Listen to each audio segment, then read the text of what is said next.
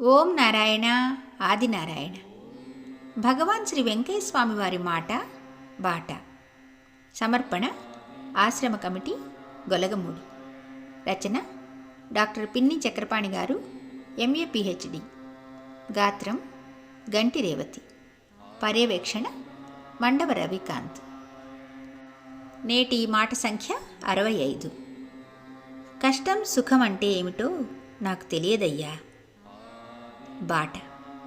కష్టసుఖాలు కావడి కుండల వంటివని ఒక కవి చెప్పాడు. కొందరు అనుభవించి చెప్పారు. మరికొందరు జీవితాన్ని, కాలగమనాన్ని తిరిగే రంగుల రత్నమని, ఇంకొందరు కష్టం వెనుక ఫలితం ఉంటుందని, సుఖ సంతోషాలు స్వల్పావేశాలు అవి శాశ్వత ఫలితాన్ని ఇవ్వవని వాకృచ్చారు. ఏకాగ్రత కలిగి అంకిత భావంతో పనిచేసే వారికి అసలు ఇవేవి పట్టవు. వారు వేటికి లొంగరు, కుంగరు. శ్రీ వెంకయ్య స్వామి వారు యుక్త వయస్సులో పొలం పని, కూలి పని చేస్తూ మరోవైపు ఆధ్యాత్మిక సాధనలో మునిగి తేలుతుండేవారు. అందుకే వారికి ఎప్పుడూ తాను చేసే పని కష్టం అనిపించలేదు. అందుకే సుఖం కోసం పాకులాడలేదు. కష్టాన్ని, సుఖాన్ని సమానంగా చూడగలిగేవారు గొప్పవారు, మహాత్ముల కోవకు చెందినవారు. ఇవి తన సేవకుడు రోసిరెడ్డి సందేహానికి స్వామి ఇచ్చిన వివరణ. కష్టసుఖాలు స్వామికి ఆత్మ పరమాత్మల వంటివన్నమాట. చివరికి అవి విశిష్టాద్వైతం వైపు స్థిరపడి భగవాన్ శ్రీ వెంకయ్య స్వామిగా దర్శనమిస్తున్నాయి. మాట 66. కాశీలో 10 ఎకరాల పుణ్యస్థలమైతే గొలగముడిలో 80 ఎకరాలు గదో. బాట. గొలగముడి ఆధ్యాత్మిక ప్రాశస్త్యాన్ని స్వామి ముందుగానే తెలియజేశారు. ఈ ప్రాంతం చుట్టూ ఉన్న 1500 ఎకరాల స్థలం మహానగరం అవుతుందని, ఒక బంగారు గని కూడా పడుతుందని సెలవిచ్చారు. ఒకప్పుడు తాటి చెట్లు అంటే గొలగలు, తాటి చెట్లతో కిక్కిరిసి ఉన్న ఈ ప్రాంతం భక్తకోటి భజనలతో, నిత్య పూజలతో, నారాయణ మంత్రోచ్చారణతో మారుమోగుతూ పవిత్ర పుణ్యక్షేత్రమై విరాజిల్లుతుందని ముందుగానే చెప్పిన స్వామి తానే అక్కడ కొలువై ఉండి భక్తజన పాలన చేస్తున్న దైవం. ఆ నిలయమే తాత్విక బంగారు గని, తన్మయత్వపు ఆనందనందనవని.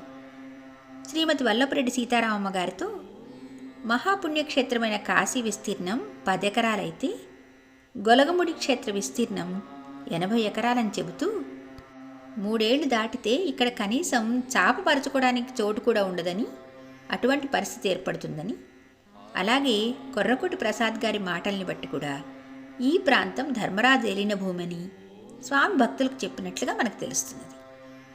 నేడు గొలగముడి క్షేత్ర విస్తీర్ణం అంచనాలు దాటినట్లు మిద్దెలు మేడలతో, వసతి గృహాలతో, ఆధ్యాత్మిక ధ్యాన లోగిళ్లతో, విద్యాలయాలతో సర్వాంగ సుందరంగా ముస్తాబైనట్లుగా మనకు కనిపిస్తుంది. వాటిని మనం నేడు ప్రత్యక్షంగా దర్శించవచ్చు కూడా. మాట 67. కులంగాని కులం వారు వస్తుంటే ఆపు చేశాను. బాట.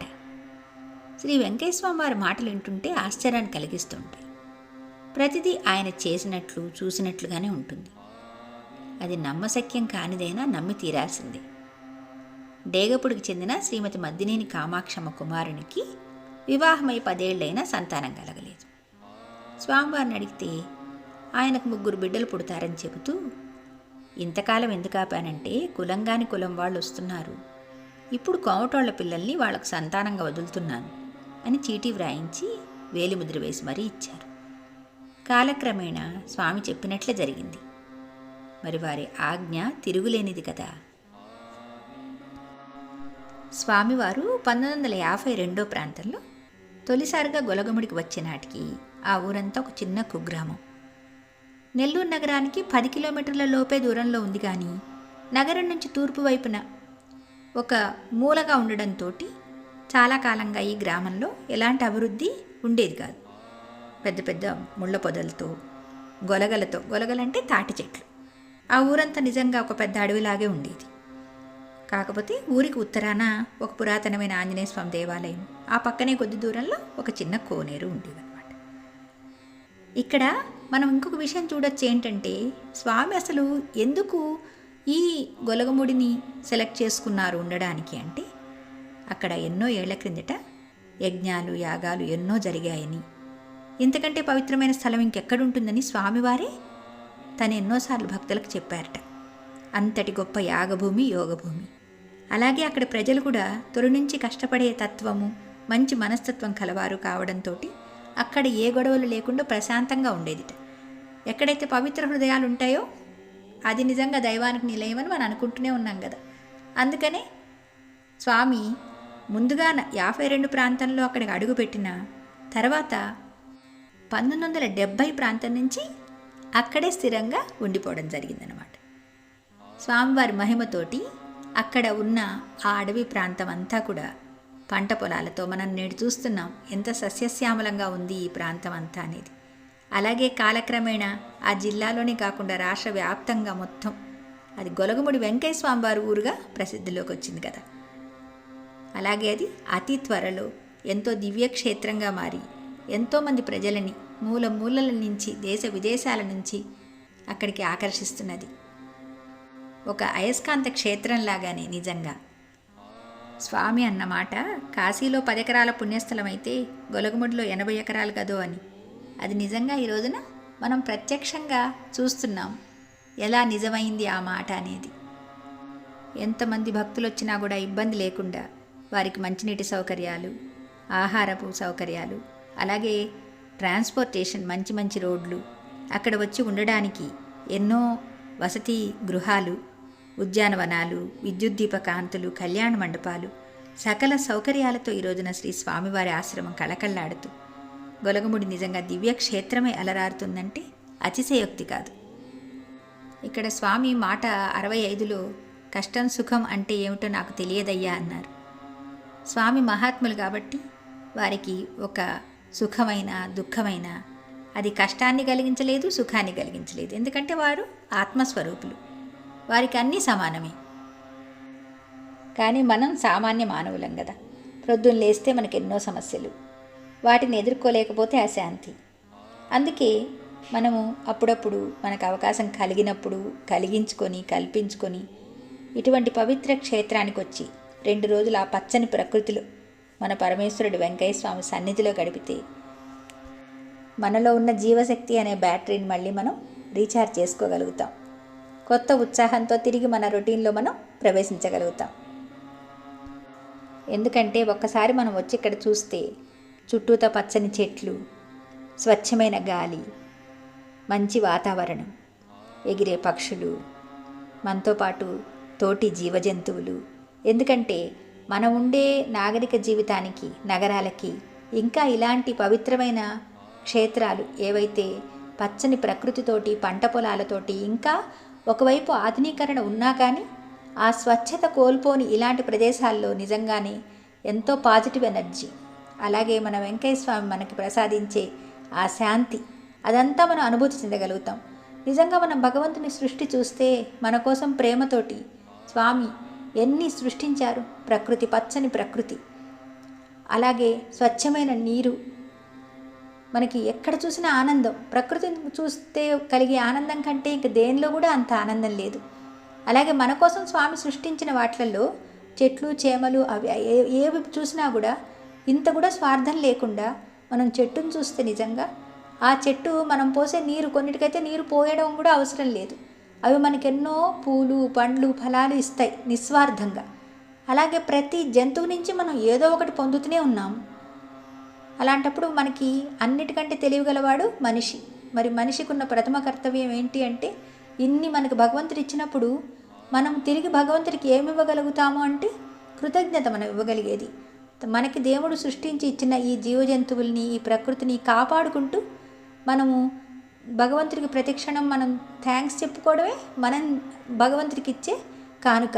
అంతకంటే మనం ఇచ్చేది ఇంకేం లేదు. ఎందుకంటే ఆయనకి ఏం తక్కువ ఉందని మనం ఇస్తాము. మనకిచ్చిన దానికి మనం చెప్పుకునే ధన్యవాదాలే కదా మనం చేయాల్సిన ప్రథమ కర్తవ్యం. అందుకే కదా అత్యుత్తమంగా ఆలోచించిన, అధః పాతాళానికి వెళ్ళే విధంగా ఆలోచించిన మనిషికి దేవుడిచ్చిన ఈ చిన్న పేటిక, ఈ బుర్ర అనేది, మెదడు, అది ఎటువంటి వండర్స్నైనా చేయగలుగుతుందన్నమాట. ఇటువంటి మహాత్ముల దారిలో కనుక మనం నడిస్తే మనకి ఎటువంటి అపాయం లేకుండా మనం శాంతిగా ఆలోచించి మన చుట్టూ కూడా ప్రశాంతతని నెలకొల్పగలుగుతాం అన్నమాట. నిజంగా కవి ఎలా అన్నారో చూడండి, ఎంత మంచిగా. భలే భలే అందాలు సృష్టించావు, ఇలా మురిపించావు, అదే ఆనందం, అదే అనుబంధం, ప్రభు మాకేలయ్యవు. మరి ప్రభు మనకి ఇవ్వలేదా? ఇచ్చారు. కానీ ఏంటంటే మనిషికి ఇంకొకటి కూడా ఇచ్చారనమాట. ఏంటంటే ఆలోచించే మైండ్. ఆ ఆలోచనతోటి మనం ఏంటంటే ఏ జీవి జంతువు కూడా రేపటి కోసం అనేది దాచుకోదు. చక్కగా అప్పటికప్పుడు హాయిగా దొరికింది తింటుంది, ఆనందంగా ఉంటుంది. మనం అలా కాదు కదా, మనకందరికీ తెలుసు. అలాగే మనం ప్రతిఫలం ఉంటే కానీ ఏదైనా పని చేయడానికి ముందుకు రాము. ప్రతిఫలాపేక్ష లేకుండా ఎంతమందిని చేస్తున్నాను చెప్పండి. అలా మరి దేవుడి సృష్టి చూస్తే ఆ సృష్టిలో ఏది కూడా ప్రతిఫలాన్ని ఆశించవు. వాటికి మనకి ఫలాన్ని ఇవ్వడమే మాత్రమే తెలుసు అన్నమాట. మాటలు రాని మృగాలు సహితం మంచిగా కలసి జీవించేను, మాటలు నేర్చిన మానర జాతి మారణ హోమం కావించేను. మనిషే ఎదిగి మనసే తరిగి, మనిషే ఎదిగి మనసే తరిగి, మమతే మరిచాడు మానవుడు, నీవేల మార్చవు, భలే భలే అందాలు సృష్టించావు, ఇలా మురిపించావు, అదే ఆనందం, అదే అనుబంధం, ప్రభు మాకేలయ్యవు. మరి మనం ఎట్లా ఉండాలో కూడా ఆ కవే దీంట్లో చెప్పారు. చల్లగా పారే సెలయేటి ఓలే మనసే నిర్మలమై భాసించాలి, గుంపుగా ఎగిరే గువ్వల ఓలే అందరూ ఒక్కటై జీవించాలి. స్వార్థం మానుకొని సమతే పెంచుకొని, స్వార్థం మానుకొని సమతే పెంచుకొని, మహిలో మానవుడే మాధవుడై మహిలోన నిలవాలి. భలే భలే అందాలు సృష్టించావు, ఇలా మురిపించావు, అదే ఆనందం, అదే అనుబంధం, ప్రభు మాకేలయ్యవు. అటువంటి ఆనందం, అనుబంధం ఆ ప్రభువు వెంకయ్య స్వామి మనకి ఇవ్వాలని మనసారా కోరుకుంటూ తిరిగి రేపటి మాట బాటాలో కలుసుకుందాం. భగవాన్ శ్రీ శ్రీ శ్రీ గొలగముడి వెంకయ్య స్వామి మహారాజుకి జై. ఓం నారాయణ ఆది నారాయణ.